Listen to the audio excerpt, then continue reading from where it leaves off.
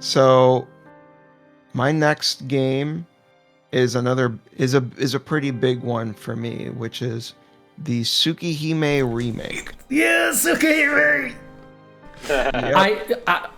I'm really interested to see Sword's opinion on it as well, because he's never played the original Tsukihime. So I think my only exposure is I was gonna say the anime, but there is no anime. Yeah. What's Tsukihime anime? What Tsukihime anime? Doesn't exist. That never happened. Yeah. That being said, while nobody should watch that anime that doesn't exist, the manga is pretty good. Mm-hmm. So definitely consider reading the manga. It's way better than it has any right to be. But Cool. yeah. You know what's the most surprising thing about the Tsukihime remake? What's that? That we actually got here. I knew you were gonna say it. Yeah. But it's so surprising how we got so many Type Moon visual novels now on here. We spent the longest time thinking that we would not get anything. Mm-hmm. And now all of a sudden we got the Tsukihime remake, we got Witch on the Holy Night, and both Fate Stay Night and Hollow Ataraxia remastered. Yep. Completely insane. Yeah. So that nuts, absolutely nuts. Like me and Sword did a podcast episode of visual novels like 2 years back, and I said there we are never gonna get a Fate Stay Night localized version ever, and it's a shame that we're never gonna get that. Lo and behold, the impossible happened. Yeah, you can get it on Switch, and you can get it on Steam, and you can get it on PS4. It's like, what the? It's crazy. Okay. But yeah, Tsukihime, unfortunately not on Steam. I played this on the Nintendo Switch because between it and the PS4 version, I think one of the nice things about a visual novel is that you can, kind of treat it like a book. And I felt like the Switch version made more sense for that. Mm-hmm. So I bought the Tsukihime remake when it came out, but I hadn't touched it until earlier this year. And there's a few reasons for that. I mean, for one, I was excited to finally read the damn thing because they announced this thing like a decade ago. 10 years ago. Yeah, That's they been that announced long. this Holy thing. shit. You know what the tagline was in the trailer? To the next 10 The years. next 10 years. I don't think they actually meant that it would take 10 years. It was a weird coincidence. You know, And they Nasu was just busy with Fake Go, you know? yeah, this Fake Go's what's making all the money. Mm-hmm. You know what's the fucked up thing about the remake though, Sword? We waited 10 years and it's only half the game. Oh man, come on. We only got 2 out of 5 routes. Oh my god. Yeah. After all that time, Jesus. So they teased, if you 100% the visual novel, it teases, oh, don't worry, we're working on the rest of the routes. It's going to be a separate release. And there's going to be an extra character route, maybe. With Sachin. Oh yeah, are they still doing that? I think that's what I've heard. Maybe that's what people are speculating with how she's at the end of the trailer part of the Red Garden teaser in the game. I mean, we'll see what happens. It took them 10 years to remake 2 routes. Yeah. Is it gonna take 25 years for them to do the rest of it? At the very least, Fate Go's main story is ending this year in Japan, so that's something. Maybe that spells something good for us. Mm-hmm. So, all right, the Tsukihime remake. I read the original. I don't even know how many years ago at this point. It's been a while since I read the original, but I have a lot of fond memories of it. That being said, The original is also outdated in a few ways. And I don't necessarily mean like the artwork, even though some would say like, oh, the artwork of the new game is obviously so much better, and it debatably is in like a technical sense. But I do think the original look of the visual novel is very unique. Like it has a very specific look and feel to it that I really appreciate. So that's not really what I meant. I meant outdated in like other ways. There's like some I don't even want to get into the specifics because it partly spoilers, but also like uncomfortable subject matter. It gets kind of needlessly edgy, and like it touches on some pretty sensitive stuff that would be difficult to stomach. Yeah, with what Shiki said to CL during Arcad's route at that one point. Oh, I wasn't even thinking about that, but yeah. They had to completely change that scene because it was a lot edgier. Yeah. Wow. So yeah, I don't even know if I want to say it during the recording. I'll tell you later, Sword. But yeah. There was some needlessly edgy stuff in the original. The original, I still love it. Like, I still look back on it really fondly. I still think that it has a lot of great stuff in it. Yeah, it has some really psychologically intense moments in the original visual novel, especially in the Hisui and Kawaku route. Right, which are not in the remake. Not in the remake, but like I've never been as emotionally scared in the scene than in the Hisui route, and that's a route where Shiki's mostly just in bed. Yeah, so I remember you and I were joking, like right after you finished it, you and I were like, yeah, how the fuck is the best route in this thing where you're like 90% in bed? Because it's true. Like, yeah, that it's true. It's such a banger, and like most of it is just Shiki in bed losing his mind. But anyways, now we have the remake, and one of the reasons why it took me a while to read the remake is I think part of it is I feel like I need to be in the right mood for a visual novel, and I just wanted to wait for the right time. But I think another part of it was I had gotten a little burnt out on Type Moon, and I needed a little bit of distance. But earlier this year, I think it was like halfway through the year, I had gotten sick, and I had nothing better to do. You know, I was just laying in bed. I didn't really have energy to do much. So I was just like, all right, let's do it. There's no better time than now. This was around the time when the Switch 2 had come out, because I remember playing it on my brand new Switch 2. So that was around the time when I went through it. I was like, all right, there's no better time than now. I don't want to like actually play a game. Like, I wanted to do something that was like, you know, something that was like fairly low energy, you know, something that was still engaging, but you know, something that I didn't want to actually like play a game because I was sick. So I thought, all right, now's the perfect time. Let's finally fucking read the Tsukihime visual novel. And god damn, is that not one of the, even though it's like literally technically less than half of the original game, it's still one of the best visual novels I've ever read.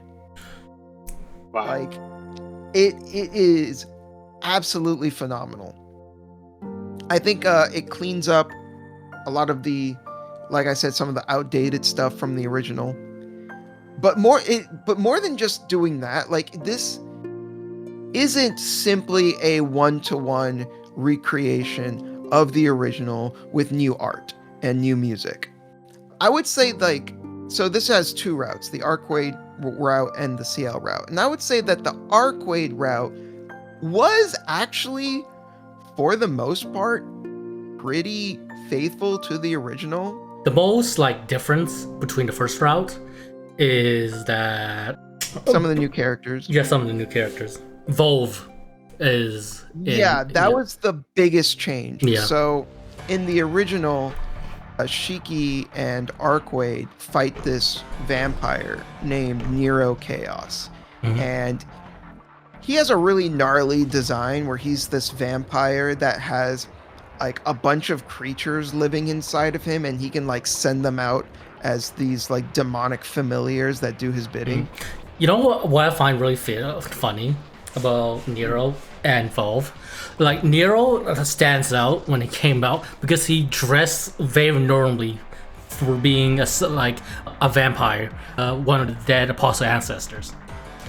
But they mixed up with Volve because he dressed up very like a very traditional vampire.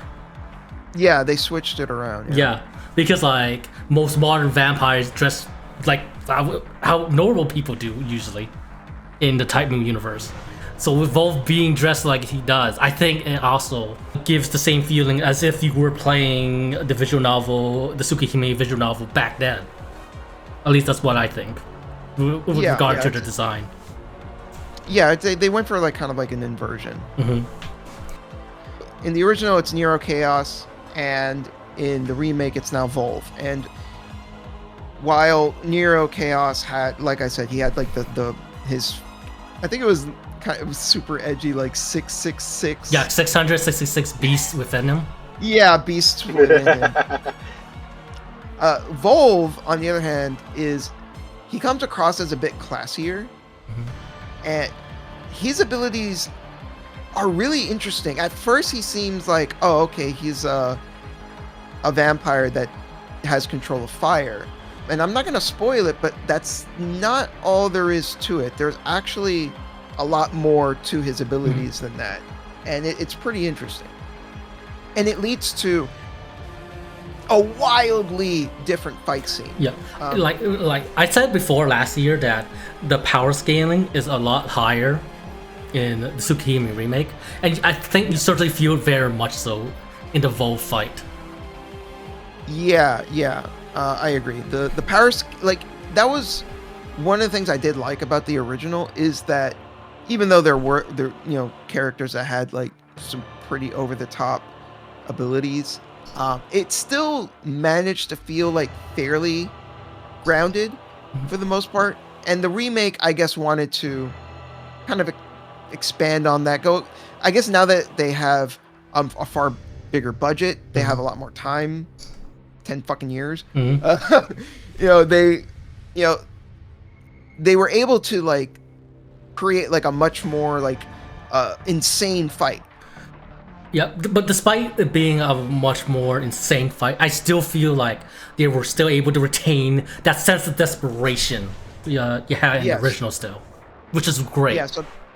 Yeah, that's one of the things that I think both the Tsukihime and Fate/stay night visual novels did very, very well, was when you're in like the heads of these characters who are going through all this crazy stuff, you really feel like, oh, one wrong move and they're like done. They're dead. They're like, and that's also reflected in the multiple dead ends, where there's like so many like decisions that you can make, and if you make the wrong move, that you are dead. And it's kind of screwed up how like there are some dead ends that you don't even realize you're on like a dead route until like a couple of days into like making a certain decision. Yeah, like in the CL route, there is a scene where you can either take two type of shots.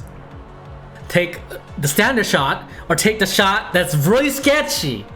But yes, if you take the really sketchy shot, nothing happens for the first 2 days, but then it eventually bites you in the ass eventually. And then you have to track all the way to that decision and make the actual sane choice. Yeah.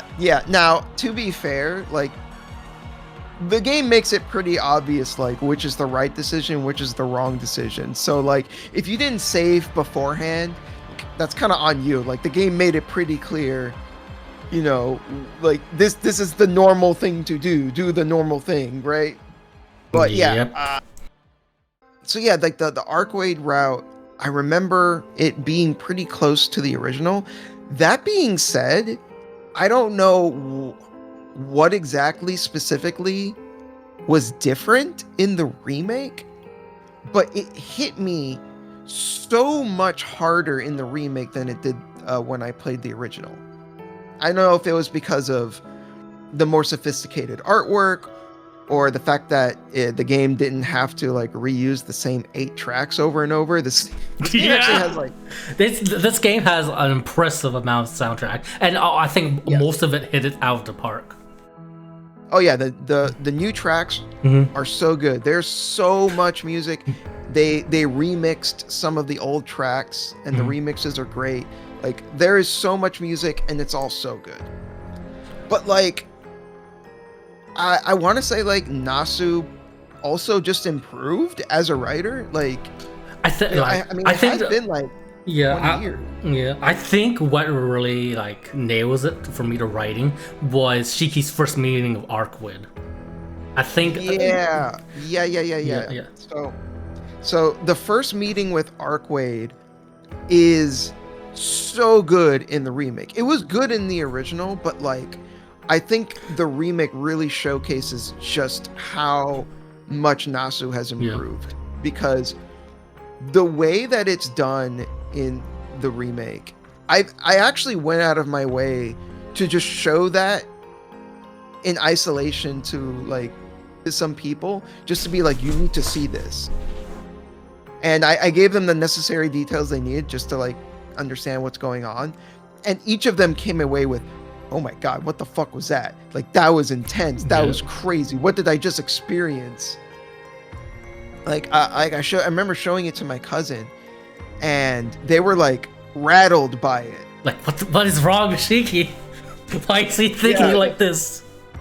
Yeah, like I remember the conversation between me and my cousin trailed off a little bit, and we started talking about something else, only for them to be like, no, I need to bring it back to this game. I'm still processing what I just experienced. Like, especially the part where you see Shiki's monologue in backwards, which to signify just how insane he is currently at the moment, or how obsessed he is with this random girl that he see at the street. It's just supposed to be an innocuous meeting. They just pass each other. It's not even a meeting. It was a chance. Yeah, a chance encounter. They're just supposed to pass along each other just like strangers. But there's something about Arkwid that just makes him snap like that. His inner monologue is so crazy because like it's bouncing between like these really primal thoughts, and like he's like questioning himself. He's like, why am I feeling like this? I don't understand what's happening. You know, who is this woman? I don't even like know her, but like there's something about her. Like, I'm enraptured by her. I want to do things to her, but like, wait, I don't. No, I don't. But yes, I do. And it's like, it's so like he's like wrestling with himself and his thoughts as he's like stalking her. It's so creepy and it's done so well. It's so disturbing. And then I think the voice acting also helps a lot too, especially at the near the halfway point of that scene when you see him gaining his senses back and hearing that guttural scream. And as he's stalking her, you can also hear like the voice actor is like breathing really very heavily. Yeah, like. Yeah, and it's like it's like something primal inside of him was just like unleashed, and he can't control himself.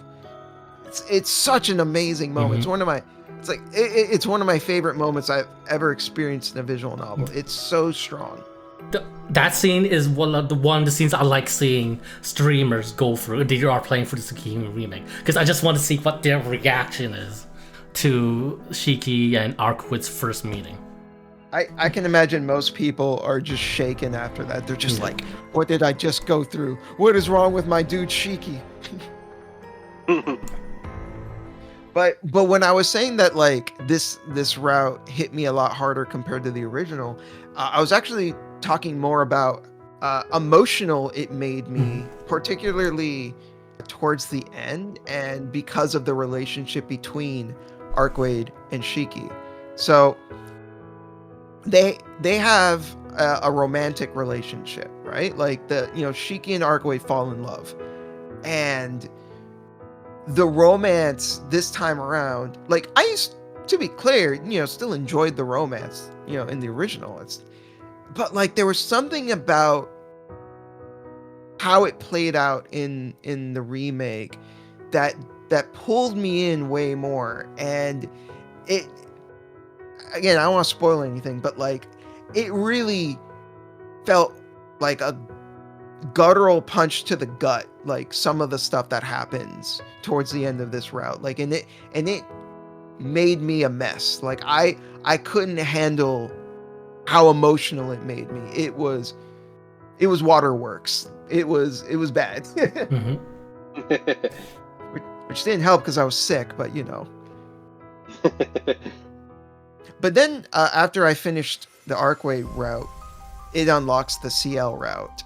And the CL route was, so if I were to go by percentages, I would argue that the Arcway route was probably like 80% relatively faithful to the original, with like 20% new content. Would you agree with that? Yeah, around there.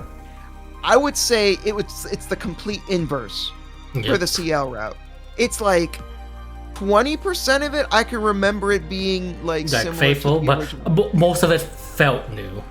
It's probably more faithful than I'm giving it credit for, but the majority of it was definitely more than half of it was like completely brand new.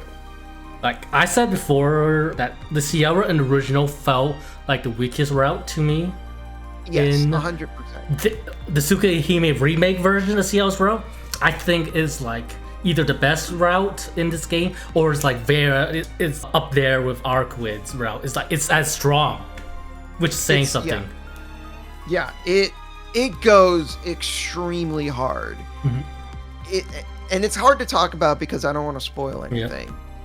But I will say that it kept me on my toes, right? And I think it was kind of intentional looking back that they made the first route more faithful, so that they could pull the rug under you with the second route being so different. And it was awesome. It was so good. And something else that I really appreciated was that if you go through the effort and if you make like all the right decisions, you actually unlock like an extra like secret ending almost. And it isn't so like the multiple endings for the other routes typically are pretty short. It's usually just a little extra thing at the end, right? But the extra ending for CL's route is like a whole fucking thing. Like this, it's an entirely different sequence of events. And it's like I like the other ending CL's route is where I say the power skating does feel like it goes maybe a tad too far. Will you agree with that? A little bit. Yeah. I think I can see that. They do give enough of a reasoning as to like to justify it, but like I didn't fucking care. Like I was like, this is awesome. The only like comparison I can make as to what happens during that ending is it felt a lot like End of Evangelion. Okay, interesting.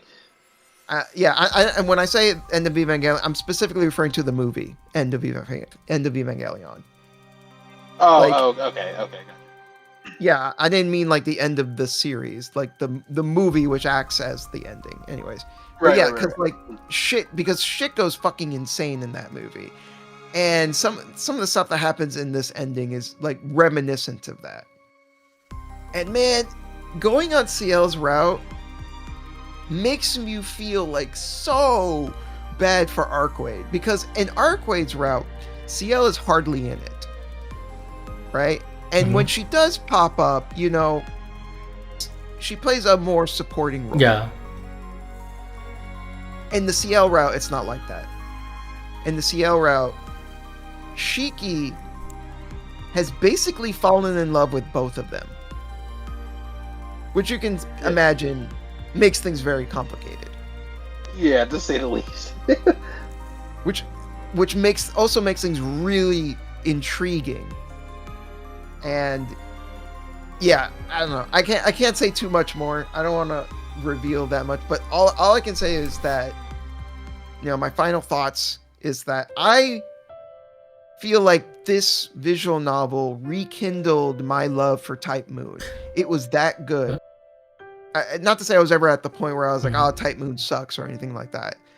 But like I did mention that I was like, I felt a little distant towards Type Moon for a while. I was like, I wasn't like as strongly into it as I was, when I was younger. I would say like Type Moon when it comes to the other properties, it can be very hit and miss. Like Fate Go, I like Fate Go overall, but there's some very low lows and very high highs when you're going through that story arc. And as well as like Fate APOC and other properties, they could be hit and miss. But yeah, I think that's probably because Nasu's pretty loose about like giving other people a crack at it, and the quality's not always there as a result. But in terms of Type Moon releasing a visual novel, I think they do hit it out of the park all the time. This is true. Yeah. They Fate spin-offs or Type Moon spin-offs in general are hit or miss. But when they release their bread and butter, they fucking nail it. And this remake exceeded my expectations. This was so much better than I could have ever possibly imagined. I absolutely loved it. It's one of my favorite visual novels. It's a remake of one of my favorite visual novels, and it's even, I gotta say it, it's even better than the like original, at least as far as those routes are concerned. Like it's, which just get us interested in what the Red Garden is going to be like. Oh my god, I'm so hyped for that. Whenever it comes out, which, Jesus, this, god damn it, Nasu, making me wait how many years? I'm gonna be an old man by the time it comes out. So Sora, what we're saying is you have to play the visual novel. You have to play Tsukihime, man. Yeah. I'm kind of the same as Daniel, where I'm like, really got to be in the mood for a visual novel, because the only visual novels I've read is, I guess, I think this counts as the Danganronpa games. It's pretty much like my biggest exposure to visual novels, and like, yeah, I kind of got to be in the right headspace. But I feel like if I dive into Tsukihime, I'll probably like get right into it. It's fucking phenomenal. It's tippity top, one of the very best. Peak fiction. Peak fiction indeed. Like I guarantee you, whenever you decide to get around to it, you're gonna start like glazing Arcade. You're gonna be like, this is waifu for lifeu right here. And like I said, I honestly feel like it'll cleanse my experience of the Tsukihime anime, because like that was like so ungodly bad, I remember at the time, and so I feel like that was not a good representation of Tsukihime. No, it's not. To say the least. I think I know we joke about that anime not existing, but just to like talk about it seriously for a second, I think that anime kind of proves that good ideas are not enough, because Tsukihime, it has like amazing ideas for a story, that work really great in the visual novel, but you take those same ideas and you just like completely fuck them up in the anime. It doesn't matter how good the ideas are, when the execution is so terrible, like you can't appreciate them. Yeah, exactly. A good concept can only get you so far if you execute them in a way, like, because I haven't seen it in a long time, but I distinctly remember the anime just like not making sense. I remember being like confused half the time, because I think they pulled stuff from other routes into that anime that like didn't belong, and they didn't really like explain them. So I was like, I remember at the time I was like, what? I was like, I didn't know what the hell I was looking at. Yeah, that's exactly right. Unfortunately, there is one thing. There's actually a couple of things in the remake that they bring up that don't get explained because they're explained in other routes. So unfortunately, in the remake, it does suffer from that a little bit, but it's nowhere near as bad as it was in the anime, where they just like throwed stuff in there that definitely did not need to be there, and it just makes you go like, what the fuck is happening?